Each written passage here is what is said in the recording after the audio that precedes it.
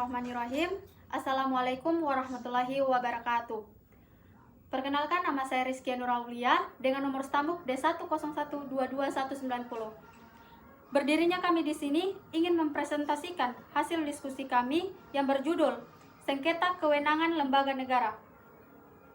Oke, untuk itu izinkan saya untuk memperkenalkan teman-teman saya. Untuk teman-teman saya dipersilakan. Perkenalkan, nama saya Fitri Aim Antole dengan nomor stambuk D101222836. Perkenalkan, nama saya Nur Aulia Rahma dengan nomor stambuk D101222768. Oke, di sini saya akan membacakan materi pertama kami, yaitu putusan nomor 2 garing SKLN garis datar 19 garing 2021 demi keadilan berdasarkan ketuhanan yang Maha Esa. Mahkamah Konstitusi Republik Indonesia. 1. Dasar hukum.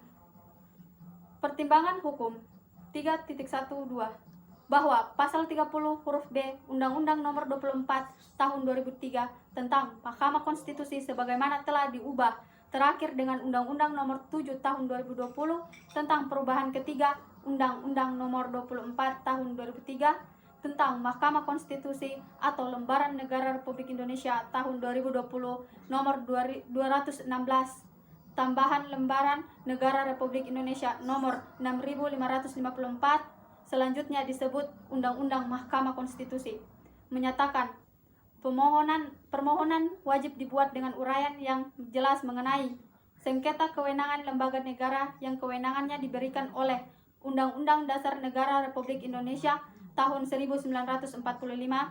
Selanjutnya mengenai syarat permohonan SKLN pasal 61 ayat 2 Undang-Undang Mahkamah Konstitusi menyatakan pemohon wajib menguraikan dengan jelas dalam permohonannya tentang kepentingan langsung pemohon dan menguraikan kewenangan yang dipersengketakan serta menyebutkan dengan jelas lembaga negara yang menjadi termohon. Berkenan dengan hal tersebut, pasal 5 ayat 1 Peraturan Mahkamah Konstitusi nomor 8 garing PMK garing 2006 tentang pedoman beracara dalam sengketa kewenangan konstitusional lembaga negara atau selanjutnya disebut PMK 08 garing 2006 juga menyatakan bahwa 1. Permohonan ditulis dalam bahasa Indonesia dan harus memuat a. Identitas lembaga negara yang menjadi pemohon seperti nama lembaga, nama ketua lembaga, dan alamat lengkap lembaga negara. B. Nama dan alamat lembaga negara yang menjadi termohon. C. Uraian yang jelas tentang 1. Kewenangan yang dipersengketakan.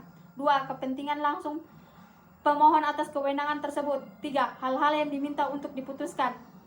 Permohonan pemohon dipertimbangkan lebih lanjut berdasarkan Undang-Undang Dasar Negara Republik Indonesia tahun 1945, Undang-Undang Nomor 24 Tahun 2003 tentang Mahkamah Konstitusi sebagaimana telah diubah terakhir dengan Undang-Undang Nomor 7 Tahun 2020 tentang perubahan ketiga atas Undang-Undang Nomor 24 Tahun 2003 tentang Mahkamah Konstitusi atau Lembaran Negara Republik Indonesia tahun 2020 Nomor 216 tambahan Lembaran Negara Republik Indonesia Nomor 6554 dan Undang-Undang Nomor 48 Tahun 2009 tentang Kekuasaan Kehakiman atau Lembaga Negara Republik Indonesia tahun 2009 nomor 157 tambahan Lembaran Negara Republik Indonesia nomor 5076.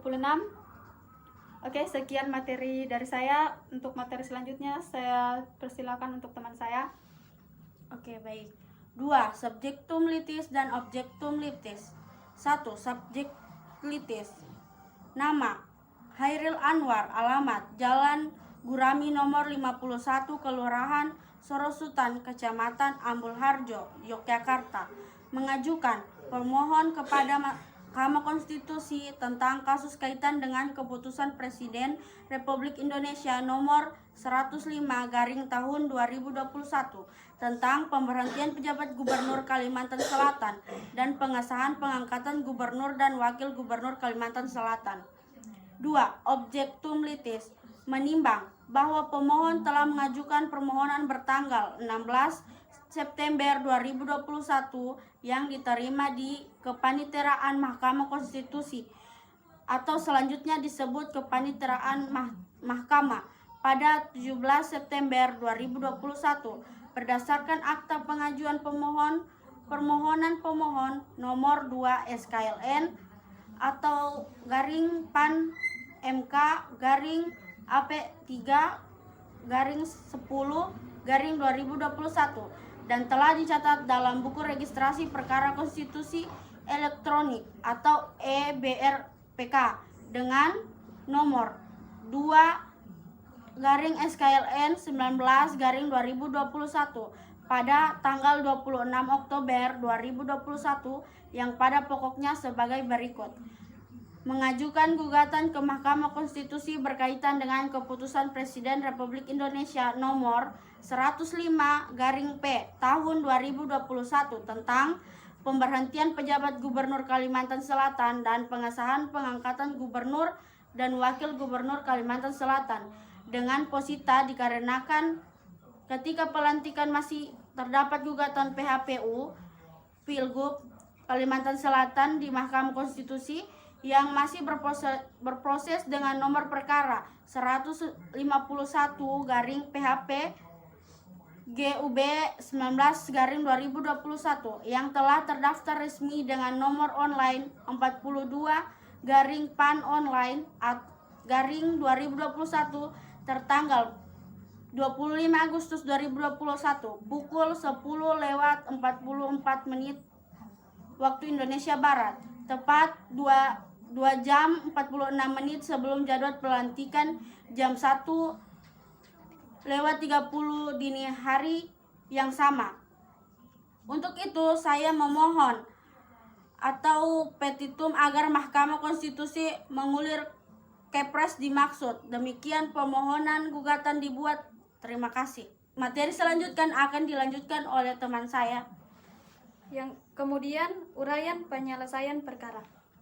Bahwa setelah Mahkamah memeriksa permohonan pemohon dan mendengarkan keterangan pemohon dalam persidangan, telah ternyata permohonan pemohon tidak menguraikan dengan jelas dalam permohonannya tentang kepentingan langsung pemohon dan tidak menguraikan kewenangan yang dipersengketakan, serta tidak menyebutkan dengan jelas lembaga negara yang menjadi termohon.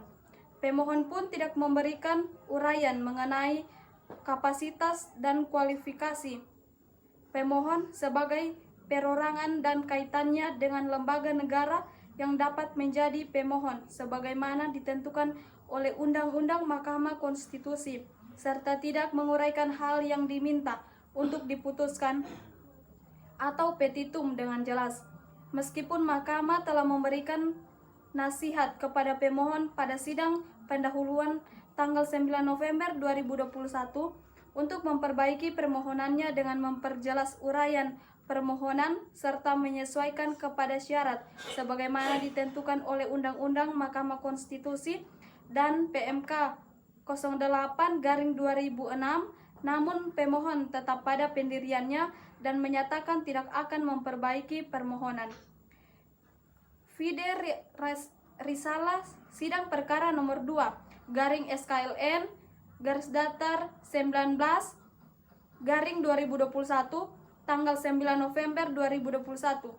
Berdasarkan fakta hukum tersebut, menurut Mahkamah, permohonan pemohon adalah tidak jelas dan tidak memenuhi syarat permohonan SKLN sebagaimana ditentukan Undang-Undang Mahkamah Konstitusi dan PMK 08 garing 2006 sehingga harus dinyatakan tidak dapat diterima, menimbang bahwa oleh karena permohonan pemohon tidak jelas dan tidak memenuhi syarat permohonan maka tidak dapat dipertimbangkan lebih lanjut.